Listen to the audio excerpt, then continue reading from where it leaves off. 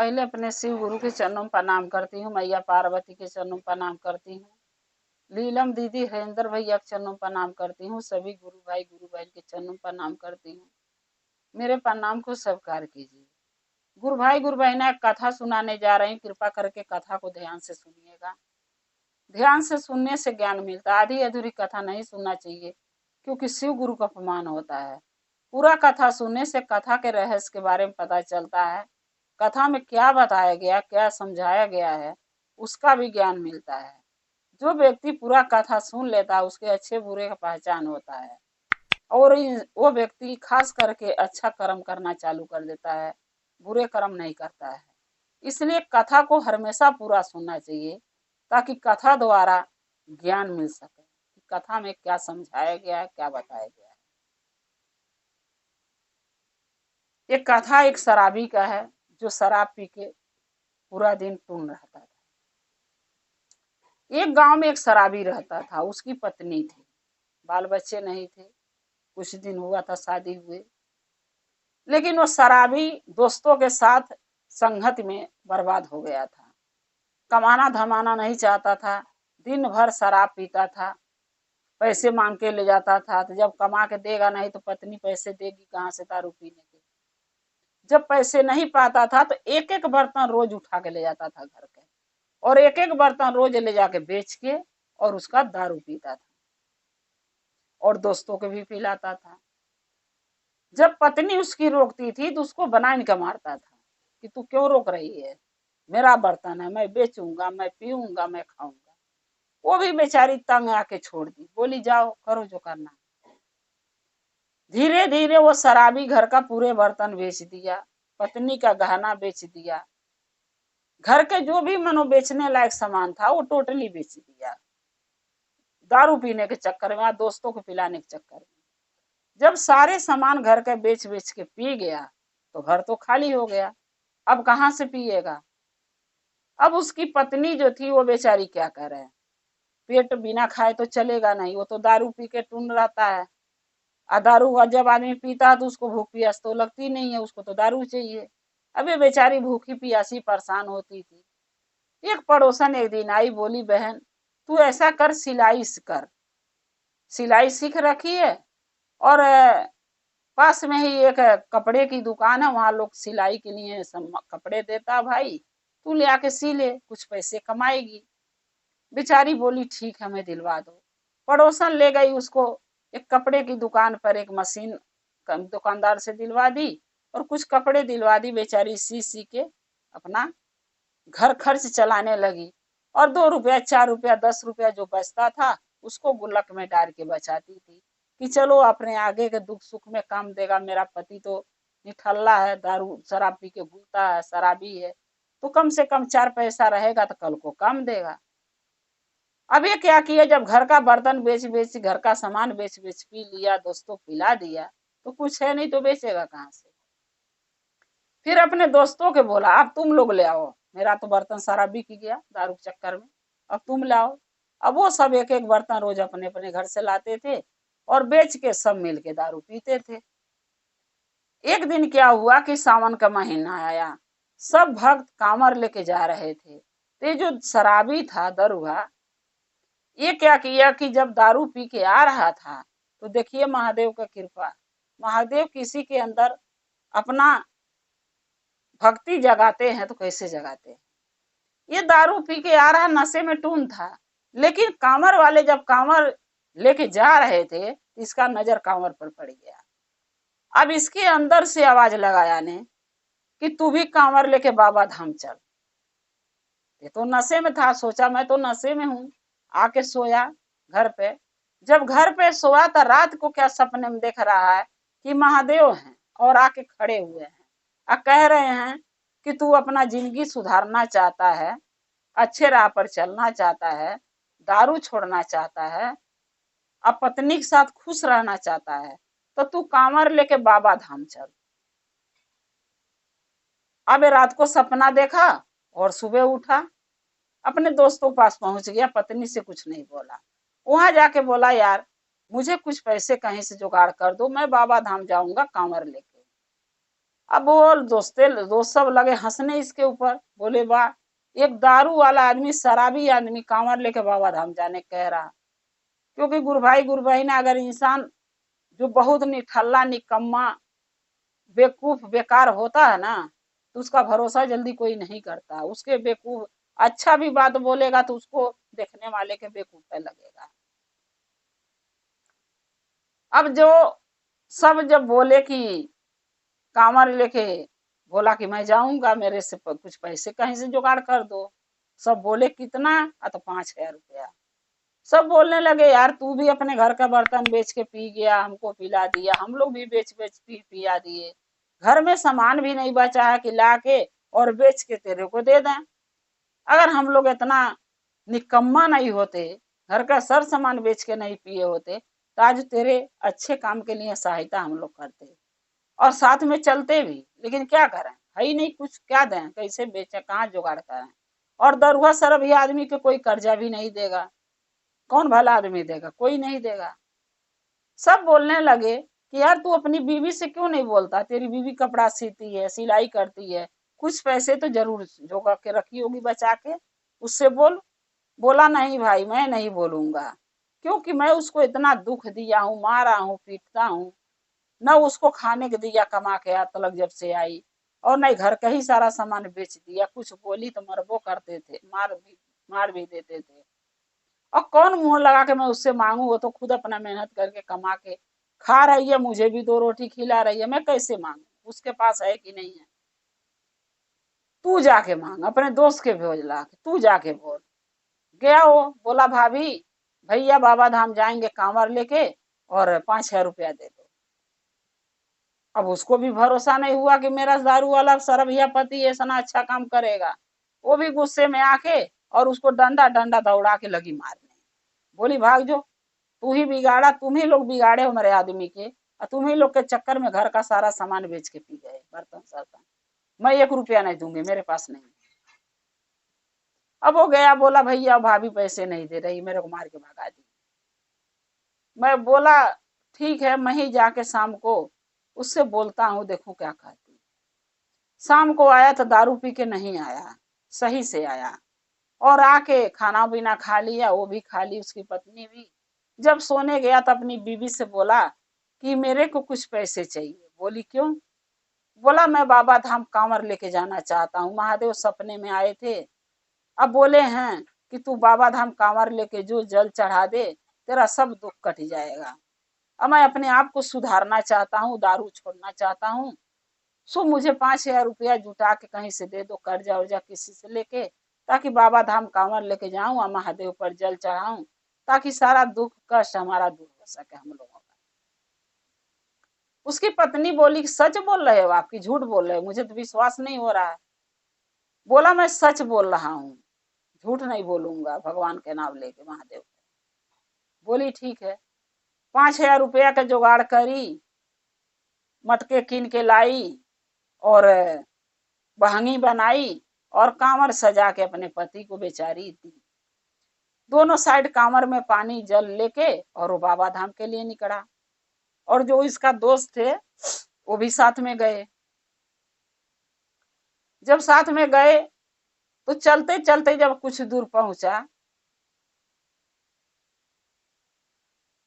तो मैया पार्वती और महादेव कैलाश पर बैठे बैठे देख रहे थे। तब मैया पार्वती महादेव से बोली कि हे भोलेनाथ, आपका भक्त कांवर लेके जा रहा है, उसकी पत्नी आपकी शिष्या है, इतना भक्ति इतना आराधना करती है, और ये एक दारू पीने वाला इंसान आपका कांवर लेके जा रहा है, उसकी सहायता कीजिए। महादेव बोले ऐसे सहायता नहीं करूंगा, पहले इसका परीक्षा मैं लूंगा कि ये सच में अपने आप को सुधारना चाहता है, बदलना चाहता है कि नहीं। भैया पार्वती बोली कैसे परीक्षा लेंगे? महादेव बोले जा रहा हूँ परीक्षा लेने। महादेव एक बूढ़े का भेष बदल लिए, एकदम बूढ़े गए और वहां से चले कैलाश से धरती पर आके पृथ्वी पर एक बूढ़े का भेष बदल लिए। और जिस रास्ते वो कांवर लेके जा रहा था, शराबी वाला दरुआ आदमी पीने वाला दारू, जो शराबी जिस रास्ते से कांवर लेके जा रहा था, उसी रास्ते में बगल में एक गड्ढा था। महादेव पहले पहुंच के और बूढ़े का रूप धारण करके गड्ढे में गिर गए। जब गड्ढे में गिर गए तो राह से इतना आदमी गुजर रहे कांवर लेके, चिल्लाते रहे, अरे मेरे को बचा लो, मुझे निकाल लो गड्ढे में से, मैं गिर गया हूँ। कोई नहीं छुआ। सब यही कहते थे, अगर इसको हम बूढ़े के उठाएंगे कीचड़ से तो हमारा कपड़े गंदा हो जाएगा, हमारा जल खराब हो जाएगा, तो हम बाबा धाम जाके महादेव पर क्या चढ़ाएंगे। कोई सहायता उनका नहीं किया। ये शराबी कांवर लेके आ रहा था। आज जब देखा तो इसके दोस्त भी साथ में थे। दोस्तों से बोला, यार वो गिर गए, उनको उठा लो ना गड्ढे में, चलो निकाल लेते हैं। दोस्त सारे नालायक बोल रहे, नहीं नहीं, चल तू, इनके चक्कर में पड़ेंगे तो हमारे कपड़े गंदे हो जाएंगे। इनको कीचड़ में गिरे हैं, उठाएगा तो सब कपड़ा गंदा हो जाएगा, और पानी भी कहीं यहाँ नहीं है, हाथ धोएगा तो जल खत्म हो जाएगा, तो कांवर कैसे लेके जाएंगे महादेव पर, क्या चढ़ाएंगे, चल चल चल। इसके मन में दया आया, जो शराबी था इसके मन में दया आया। बोला, नहीं, अगर मान लो हम जल लेके आगे बढ़ जाएंगे, ये बेचारे बूढ़े गिर के गड्ढे में छपटिया रहे हैं, तो मेरे कौन सा पुण्य महादेव दे देंगे, जल चढ़ाने से कोई पुण्य नहीं मिलेगा। तुम जाओ, ऐसा करता हूं मैं, इनको सहायता करता हूँ। अपने दोस्तों को भेज दिया, और उनको जो बूढ़े यानी महादेव जो गड्ढे में गिरे थे कीचड़ में, उनको निकाला, कांवर नीचे धई के निकाल के जब उनको बाहर कर दिया तो बोला, बाबा अब मैं जा रहा हूँ कांवर लेके बाबा धाम जल चढ़ाए। तब वो बूढ़े जो आदमी थे वो क्या बोले कि बेटा, ये कीचड़ हमारे मुंह पर ज्यादा लग गया है, अरे शरीर नहीं धोआ सकते तो कम से कम मुंह पर तो पानी गिरा देते कि हम अपना मुंह धो लेते कीचड़ से। तब वो बोला, बाबा अगर आपको पानी से मैं मुंह धोआ दूंगा तो मैं जल चढ़ाने क्या जाऊंगा बाबा धाम, कैसे जाऊंगा महादेव पर जल चढ़ाने। तब वो बूढ़े बाबा बोले कि देखो बेटा, दोनों साइड तुम कांवर में मटके में पानी लिए हो जल महादेव के चढ़ाने के लिए। बोला हाँ। बोले, एक मटके का जल हमारे ऊपर गिरा दो कि हमारा कीचड़ साफ हो जाएगा, और दूसरे मटके का जल मुझे पिला दो, प्यास भी लगी है। असमन जानना कि महादेव के पिला रहे हो। बूढ़े आदमी बोले, ये समझ के पिला दो कि महादेव के पिला रहे हो, आ मेरे ऊपर ये सोच के गिरा दो जल कि महादेव पर चढ़ा रहे हो।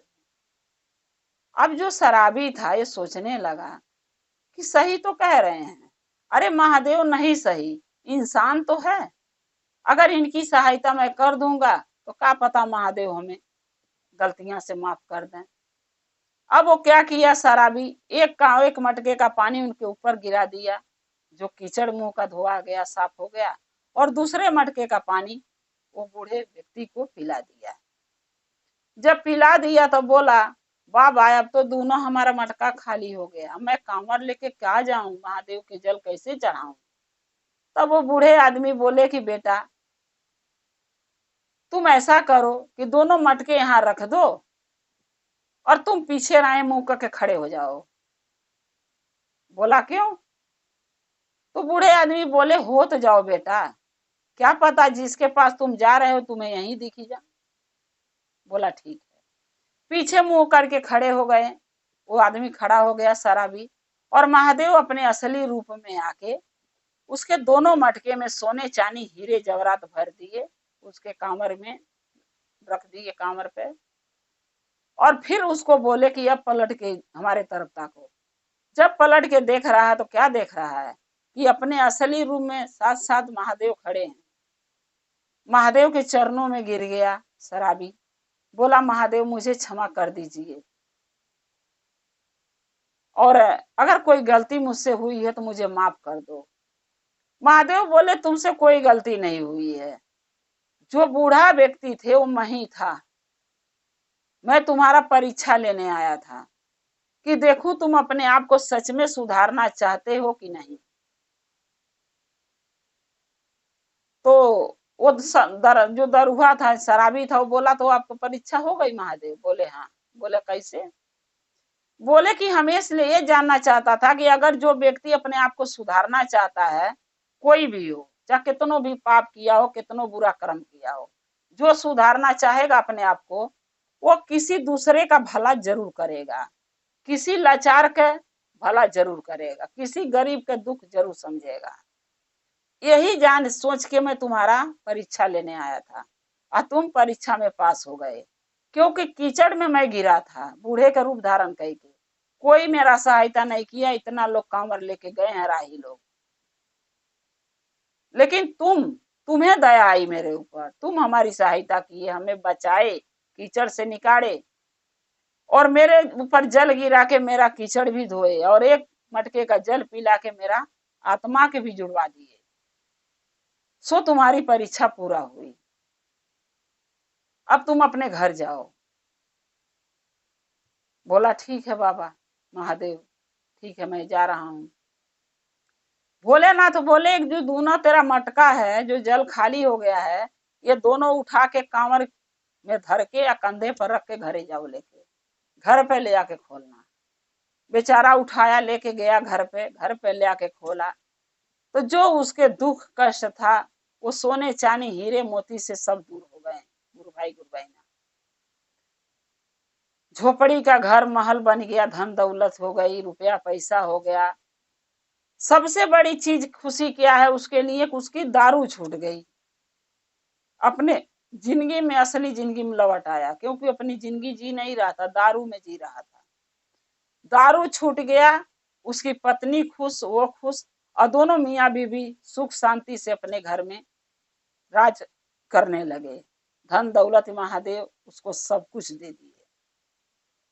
इसीलिए कहते हैं गुरु भाई ना, कि कहीं भी तीर्थ धाम करने जाइए, चाहे बाबा धाम जाइए सावन के महीने में, चाहे कौनो महीना में, कहीं हम तीर्थ धाम करने आप जाइए, हम जा, कोई भी जा रहा है, तीर्थ धाम सफल जब होता है जब हम किसी गरीब के भला करते हैं। ऐसा नहीं करना चाहिए, किसी के लाचार देख रहे हैं, वो गिरा है पड़ा है, उसका सहायता मत करो, हमें अपने रास्ते चलना चाहिए। नहीं, अगर हम उसका सहायता करते हैं तो क्या पता नहीं किस न किस रूप में हमारे भोले जी, हमारे महादेव हमके मिल जाए।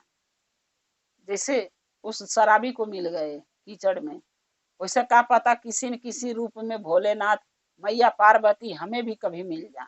इसलिए कभी भी कहीं जाइए, चाहे तीर्थ धाम करने, चाहे गांव जा रहे हैं, चाहे कहीं भी जा रहे हैं घूमने फिरने, अगर कोई ऐसा लाचार इंसान देखे, उसका सहायता, उसकी मदद जरूर करना चाहिए।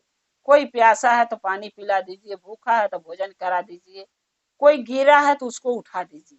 सबसे बड़ा पुण्य ये होता है जो हमें करना चाहिए।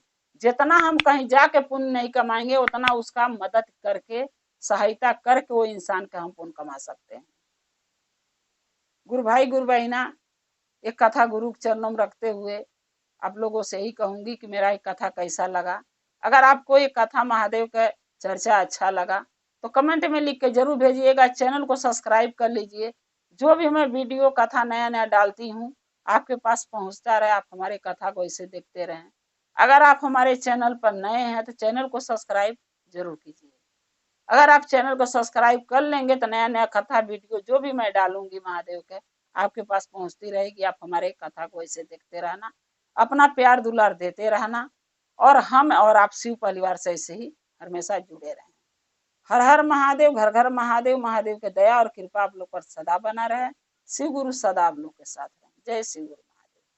पहले अपने शिव गुरु के चरणों में प्रणाम करती हूँ, मैया पार्वती के चरणों में प्रणाम करती हूँ, लीलम दीदी, हरेंद्र भैया के चरणों पर प्रणाम करती, सभी गुरु भाई गुरु बहन के चरणों पर प्रणाम करती। मेरे प्रणाम को सब कर दीजिए। गुरु बहन कथा सुनाने जा रहे हैं, कृपा करके कथा को ध्यान से सुनिएगा। ध्यान से सुनने से ज्ञान मिलता है। आधी अधूरी कथा नहीं सुनना चाहिए, क्योंकि शिव गुरु का अपमान होता है। पूरा कथा सुनने से कथा के रहस्य के बारे में पता चलता है, कथा में क्या बताया गया उसका भी ज्ञान मिलता है। इसलिए कथा को हमेशा पूरा सुनना चाहिए ताकि ज्ञान मिल सके। अगर मेरा ये कथा आपको अच्छा लगेगा महादेव का, तो कमेंट में लिख के जरूर भेजिएगा। चैनल को सब्सक्राइब कर लीजिए कि जो भी मैं कथा नया डालती हूँ आपके पास पहुंचते रहे। आप हमारे कथा को ऐसे ही देखते रहे, अपना प्यार देते रहे। एक गांव में एक सेठ जी रहते थे। वो सेठ जी तो बहुत धनी थे, धन दौलत रुपया पैसा बहुत था, और सेठ और सेठाइन दोनों जने महादेव का भक्त थे, परम भक्त थे। प्रतिदिन महादेव के चर्चा भजन जहाँ होता था लोग सुनते थे, जरूर बैठ के संग संग होता था, जाते थे। प्रतिदिन पूजा पाठ महादेव का करते थे, दया मांगते थे, लेकिन उनके बाल बच्चे नहीं थे। सेठ सेठानी के बाल बच्चे नहीं थे, काफी दिन हो गया था शादी के। दोनों पति पत्नी के यानी सेठ सेठानी की एक ही बात सताता था, कितना धन दौलत रुपया पैसा हमारे पास है, गाड़ी घोड़ा बंगला, लेकिन अगर एक औलाद नहीं है तो उसको कौन भोगेगा। अगर एक औलाद होता वो अपना भोगता, वो हम लोग कब तक जिएंगे, जौले हैं तौले देख रहे हैं, कल कौन आए रहेंगे तो जमीन जायदाद कौन देखेगा, कौन इसका देखभाल करेगा। एक दिन क्या हुआ कि सेठ जी पहले पूजा करने बैठ गए मंदिर जाके महादेव के, सेठाइन बाद में गई। तब सेठाइन कहने लगी सेठ जी से कि ये बताइए कि हम लोग प्रतिदिन महादेव का चर्चा भजन पूजा संग संग जहाँ होता जरूर सुनने जाते हैं, लेकिन महादेव हमके एक भी औलाद नहीं दे रहे हैं। कितनी परीक्षा भोलेनाथ हमसे लेंगे, कौन सा जन्म में कौन सा ऐसा पाप ऐसा कर्म हम करे हैं जो इस जन्म में हमें औलाद नहीं मिल रहा है। तब सेठ जी बोले कि चिंता मत करो, एक न एक दिन महादेव का कृपा जरूर हम पर होगी। क्या पता कि महादेव हमारी परीक्षा ले रहे हों।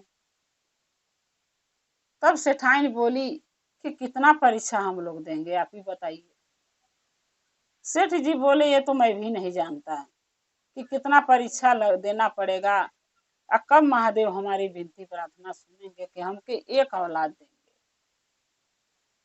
ये बात दोनों मियाँ बीवी यानी सेठ सेठानी बतिया रहे थे, मंदिर में पूजा कर रहे थे, बतिया रहे थे, और मैया पार्वती और महादेव कैलाश पर बैठे थे। तब मैया पार्वती महादेव से बोली कि हे भोलेनाथ, आप ये जो सेठ सेठाइन आपका परम भक्त हैं और आपकी इतना पूजा पाठ भक्ति आराधना करते हैं, और इनके उनके पास इतनी धन दौलत है, आप क्यों नहीं एक पुत्र उनको दे देते हैं, चाहे पुत्री दे दीजिए, जो भी दे दीजिए, लेकिन कम से कम एक संतान तो उनको दे दीजिए, ताकि उनके ना रहने के बाद उनके धन का दौलत का कोई तो देखभाल करने वाला होना चाहिए। तब महादेव मैया पार्वती से बोले कि हे पार्वती, हम भी देना चाहते हैं, क्योंकि हम अपने भक्त को निराश नहीं करना चाहता हूँ, लेकिन उनके नसीब में जो चीज नहीं है मैं कहाँ से दूं। तब मैया पार्वती बोली कि क्यों नहीं है उनके नसीब में औलाद। महादेव बोले कि नहीं, उनके नसीब में औलाद का सुख नहीं है। मैया पार्वती बोली फिर भी आपको देना पड़ेगा।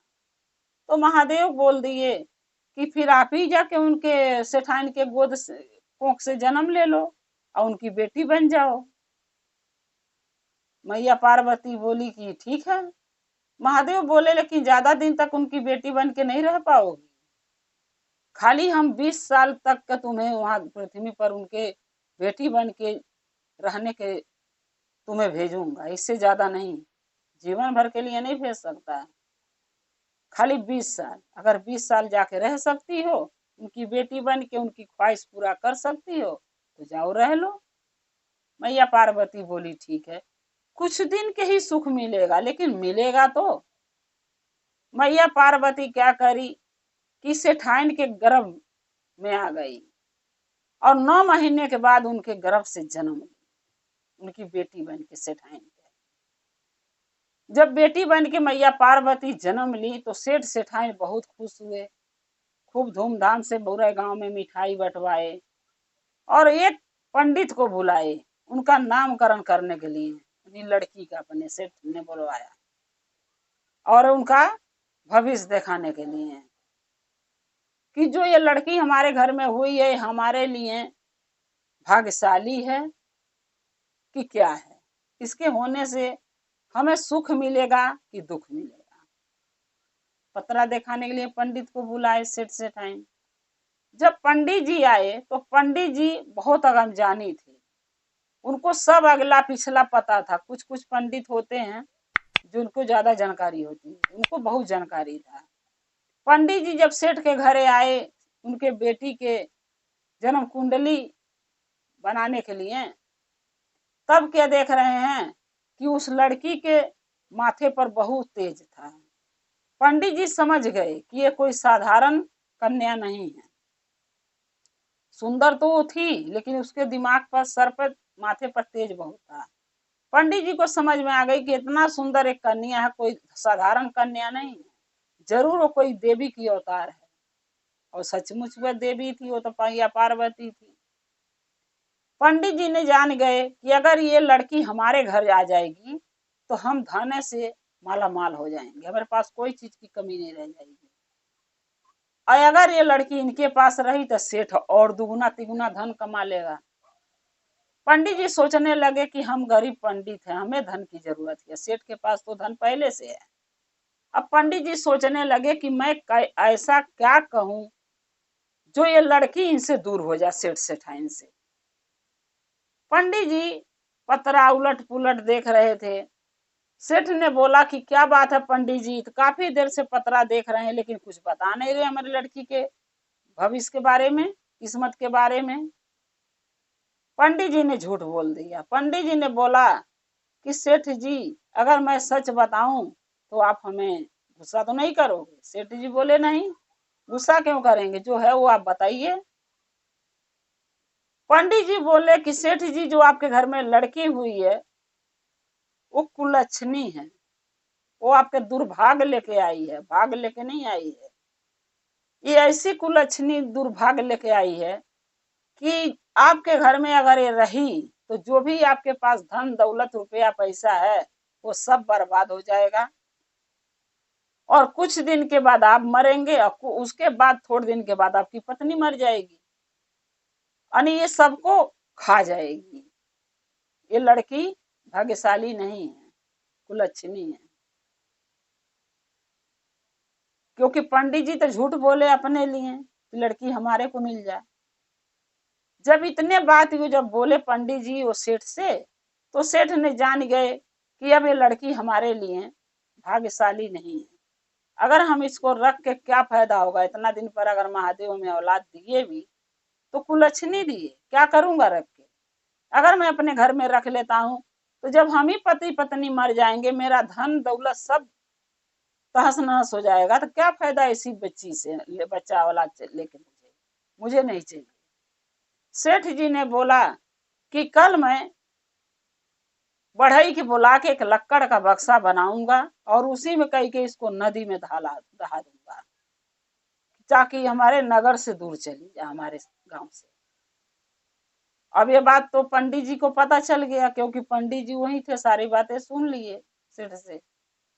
पंडित जी ने सोचा कि अगर ये लड़की के सेठ जी यहाँ से दहवा देंगे नदी में, तो मैं बीच नदी में नाव पर बैठा रहूंगा किसी नाव वाले के साथ, और जब बक्सा बहते जाएगा तो मैं लड़की के उठाऊंगा और नदी से नाव में पार होके अपने घर लेके चले जाऊंगा लड़की को, ताकि हमारी किस्मत बदल जाएगी।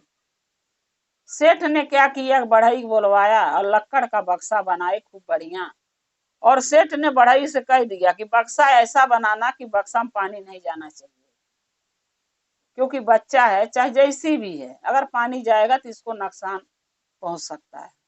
खूब बढ़िया बढ़ई ने बक्सा बनाया काठे के लक्कड़ का, और सेठ ने उसमें बच्ची को जब लेके घर के जाने लगे दहवाने के लिए, सेठाइन खूब रोई। क्योंकि गुरु भाई गुरु बहना बेटी किसी का भी हो, चाहे वो अच्छी हो चाहे बुरी हो, एक माँ अपने बच्चे के अपने से दूर नहीं करना चाहती है। कल को क्या होगा, वो बच्चा अच्छा निकलेगा बुरा निकलेगा, ये कोई नहीं सोचती है मातारी। वो माँ नहीं सोचती है उस टाइम, माँ ये सोचती है कि मेरी बेटी मेरा बेटा है, अच्छा हो चाहे बुरा, इसको अपने से दूर कैसे करूं। लेकिन जबरदस्ती से सेठ ने बच्ची को ले गए, क्योंकि वो देना नहीं चाहती थी सेठाइन, फिर भी जबरदस्ती से ले गए। लकड़ के बक्सा में कई के नदी में दहवा दिए, और जब नदी में दहवा के सेठ चले आए तो लकड़ का बक्सा सोने का बन गया। जब सोने का बक्सा बन गया तो पानी में तैर रहा था। उसी नदी में एक मल्लाह नाव लेके घूम रहा था, मछली मार रहा था, और उसी नदी के किनारे एक कुम्हार मट्टी निकाल रहा था, ताकि वो ले जाके मट्टी के बर्तन बनाए और पका के बेच के कमा सके। वो कुम्हार की नजर उस बक्से पर पड़ी, क्योंकि बक्सा चमक रहा था, सोना था तो चमकेगा ही। कुम्हार देखा, वो बक्से पर नजर पड़ा तो कुम्हार वो नाव वाले से बोला, यानी मल्लाह से बोला कि भाई देखो, ये जो बक्सा एक आ रहा बहते, और बक्सा इतना अच्छा चमक रहा जैसे लग रहा सोने का बक्सा हो, जाके ले आओ। मल्लाह बोला मैं लाऊंगा तो मुझे क्या मिलेगा, नाव चला के ले आऊंगा तो मुझे क्या मिलेगा। तो वो जो कुम्हार था मट्टी निकाल रहा था नदी में, वो बोला भाई दोनों आधा आधा ले लेंगे, जो भी होगा पहले ले तो आओ। तब वो जो नाव वाला था मल्लाह, वो बोला कि नहीं, जो बाहर के दिख रहा सोना अगर सच में सोना होगा तो बक्सा मैं लूंगा, अब बक्से के अंदर जो सामान होगा वो तुम ले लेना। कुम्हार के बोला। कुम्हार बोला ठीक है, हमें मंजूर है, तुम बक्सा ले लेना, सोने का है तो, अब मुझे उसके अंदर का जो भी होगा दे देना। अब वो मल्लाह गया नाव लेके, और जाके देखा कि बक्से के उठा के ले आया। और बीच नदी में पंडित जी इंतजार कर ही रहे हैं कि बक्सा बह के आएगा तो मैं उठा के ले जाऊंगा लड़की को अपने घर। वो तो बहते बहते कहीं और पहुंच गया। अब मल्लाह नाव लेके गया और बक्से को ले आया, और जब बक्सा ले आके कुम्हार के लगे खोला नदी के किनारे, तो उसमें से कन्या निकली। सोने का बक्सा तो ले लिया मल्लाह, जैसे बोला था मेरे सोने का बक्सा चाहिए जो है, और भी सामान अंदर का तुम ले लेना। तो अंदर का सामान एक कन्या निकली जो कुम्हार लेकर आया, क्योंकि कुम्हार के भी कोई औलाद नहीं थे। कुम्हार ने सोचा चलो इसी बहाने महादेव हमके एक लड़की दे दिए, आज तलक मैं औलाद से वंचित था, अब दे दिए, चलो हम भी सबके पंच बराबर हो गए। कुम्हार वो लड़की लेकर अपने घर जब गया, अपनी पत्नी से बोला कि मैं आज तुम्हारे लिए बहुत बड़ा बढ़िया उपहार लेकर आया हूँ। उसकी पत्नी अंदर से बोली क्या लाए हैं, मछली ज्यादा पकड़ के लाए क्या। बोला नहीं, जो चीज के तुम्हें ज्यादा शौक था, ज्यादा लालच था, ये चीज मुझे चाहिए नहीं है, मैं वही लेकर आया हूँ। बोली क्या बोल रहे हैं, बहेलियां बुझा रहे हैं, साफ साफ बोलिए। तब कुम्हार बोला अरे बाहर निकल के तो देखो। आके देखी तो कुम्हार के हाथ में एक खूबसूरत कन्या, बच्चा छोटा सा। कुम्हार देख के बहुत खुश हुई, बोली कि इससे बड़ा उपहार तो हमारे लिए कुछ हो ही नहीं सकता। इससे तो कितना मछरिया मार मार लाए तभी मैं इतना खुश नहीं हुई जितना खुश इस बच्ची से मैं हुई हूँ। आप हमारे खुशियां हमारे झोली में डाल दिए। कुम्हार ने बोला कि ठीक है, इसको पोसो पालो। पूछा, पूछी कहाँ मिला।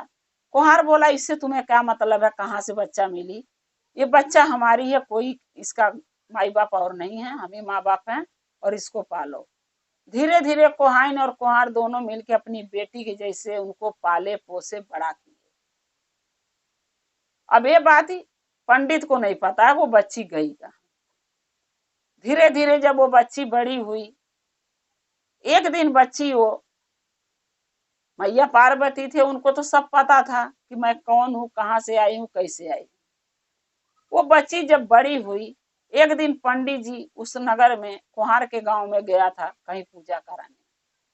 वो बच्ची खेल रही थी बच्चों के साथ, बच्ची को देखा तो पंडित के मन में गलत भावना जागा उससे शादी करने के, क्योंकि लड़की इतनी सुंदर थी। पंडित को लगा इससे शादी मैं कर लूं, इसको अपने घर ले जाऊंगा। पंडित ने कुम्हार के घर का पता पूछा कि लड़की किसकी है। लोग बताए कुम्हार की लड़की है। पंडित जी उसके घर गए और बोले कुम्हार भाई आपकी लड़की है ये। बोले हाँ। बोले मैं इससे शादी करना चाहता हूँ। तब पंडिताइन बोली कि तुम्हें शर्म नहीं आ रही है। पंडित को बोली तुम्हें शर्म नहीं आ रही है, जात के तुम पंडित हो, लेकिन एक कन्या से शादी करना चाहते हो जो 16 साल की है, और तुम्हारी उम्र कभी देखे हो कितनी है, तुम 50 साल के हो, आई 16 साल के लड़की से शादी करना चाहते हो, शर्म नहीं आती है। अरे अपने अपने उम्र के हिसाब से कहीं लड़की ढूंढ के शादी करो, नहीं तुम्हें लोग थूकेंगे। पंडित को ये बात समझ में आ गई। पंडित बोला ठीक है, नहीं करूंगा शादी, मैं जा रहा हूँ। सब मारने की दौड़ा लिए, पंडित पगला गया है। 16 साल के लड़की से 50 साल का आदमी शादी करना चाहता है। जब उसको खदेरे मारे सब तो पंडित भाग गया। पंडित भाग के सीधा चल गया सेठ के घर, क्योंकि सेठ के कोई औलाद नहीं था। पंडित सोचा अगर सेठ से कहते हैं को लड़की से शादी कर लो तो सेठ जरूर करेंगे, क्योंकि सेठ को ऐसी पत्नी चाहिए जो औलाद हो सके, पहली पत्नी से तो हो नहीं रहे हैं। पंडित सेठ के घर गया और सेठ से बोला कि सेठ जी, एक कुम्हार के घर लड़की देखा हूं, वो लड़की बहुत खूबसूरत है और आप उससे शादी कर लीजिए। जो कि कुम्हार के ही सेठ का ही ये बेटी थी पार्वती। कभी बाप और बेटी के शादी हुआ है? नहीं हुआ है। लेकिन पंडित बहुत नालायक था। नालायक नहीं होता तो ऐसी बातें नहीं करता। इतना गलत इंसान दुनिया में कैसे होते। जब पंडित सेठ से बोला शादी करने के लिए, सेठ को भी ऐसे पट्टी पढ़ाया कि सेठ भी उसके बातें में आ गए, क्योंकि सेठ को तो पता नहीं था कि मेरी बेटी है। वो तो सोचे मैं नदी में फेंक दिया, पता नहीं डूब गई कि मर गई कि कहाँ गई। सेठ ने सोचा, पंडित जी ने बोला, अरे पंडित जी इतना उम्र हो गई। सेठ जी, पंडित जी बोले, इतना उम्र हो गई सेठ जी, आपके औलाद नहीं हुआ, उस लड़की शादी करोगे जरूर औलाद होगा, क्यों? वो लड़की पर बहुत तेज मैं देखा हूं, और जिसके घर वो जाएगी उसके घर धन की कमी भी नहीं रहेगी। सेठ ने बोला, धन नहीं चाहिए मुझे, औलाद चाहिए। पंडित जी बोले, एक दिन जाके देखो ना, क्या पता तुमसे शादी करवा दे वो, क्योंकि वो गरीब है, आप अमीर हो। कुछ हो बाप होते हैं कि गरीब होते हैं तो अमीर दामाद देख के शादी लड़की कर देते हैं, मेरी लड़की सुखी रहेगी, क्या पता कर दे। सेठ ने जब उसके घर गए कुम्हार के ये बात करने शादी का, तो पार्वती ने तो पहचान गई कि ये मेरे बाप हैं, लेकिन सेठ नहीं पहचान पाए कि ये लड़की मेरी बेटी है। तब जो सेठ जी जब देखे लड़की को, पार्वती को, सेठ जी सोचने लगे कि लड़की तो मेरे को जैसे लग रही है कि पहले भी कभी मिली है, लेकिन मुझे ध्यान नहीं आ रहा है। तब सेठ जी बोले कि कुम्हार से कि भाई इनके अपने बेटी के लिए कहीं लड़का वड़का देखे हो, लड़की सियान हो गई है शादी लायक। कुम्हार ने बोला कि हाँ सेठ जी, कहीं कहीं तो देखूंगा, भी देखा नहीं। तो पंडित सेठ ने बोला कि अरे मेरे को एक पंडित जी बोले हैं कि आप लड़का खोज रहे हैं लड़की के लिए, तो क्या हम आप हमारे से अपनी लड़की शादी करवा सकते हैं? पार्वती सोचने लगी कि अगर हम बताएंगे नहीं कि हम सब जानते हैं, तो ये देख रहे हैं कि बाप बेटी का शादी हो जाएगा। तब पार्वती बोली सेठ जी से कि आप ये बताइए, कोई बाप अपनी बेटी से शादी कर सकता है? सेठ जी बोले कि बाप बेटी से तो नहीं शादी करेगा, आप ऐसे सवाल क्यों कर रही हो बेटी?